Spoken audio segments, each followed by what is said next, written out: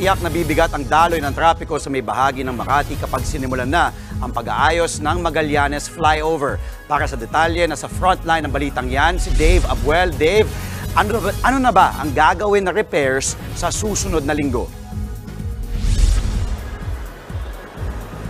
Andre, sisimulan na ang pagsasaayos ng Magallanes Flyover sa susunod na linggo, pero paglilinaw ng Department of Public Works and Highways o DPWH, hindi muna magsasara ng lane sa flyover.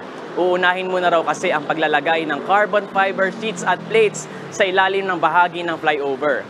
Hindi rin isasara ang U-turn slot sa ilalim ng flyover, pero magdudulot ng pagbagal ng daloy ng trapiko ang gagawing pagkumpuni.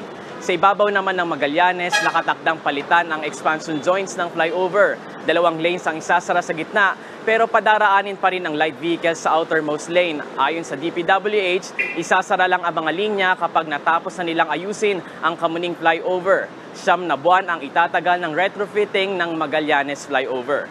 Samantala, lagay naman ng trapiko. Asahan ang light to moderate na daloy ng trapiko sa north at southbound lanes ng EDSA ngayong umaga ng Huwebes, ayon sa traffic monitoring ng MMDA. Sa southbound, may konting pagbagal sa service road ng Kamuning Flyover dahil sa dami ng mga sasakyan.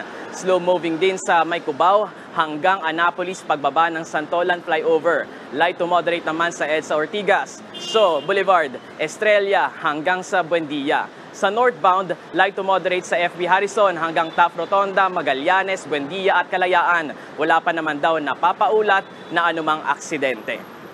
Andre, muling nagpaalala ang MMDA sa mga nakamotorsiklo na bawal pa rin kayong dumaan sa service road ng Kamuning Flyover southbound. Maaari kayong kumanan dyan sa Scout Borromeo at dumaan sa mga alternatibong ruta pabalik ng EDSA. Andre. Maraming salamat, Dave Abuel. Mga kapatid, Jess De Los Santos po, huwag magpahuli sa mga umaaksyong balita at napapanahong issue sa bansa. Para sa mas malawak na balitaan, mag-subscribe at mag-follow sa social media pages ng News 5.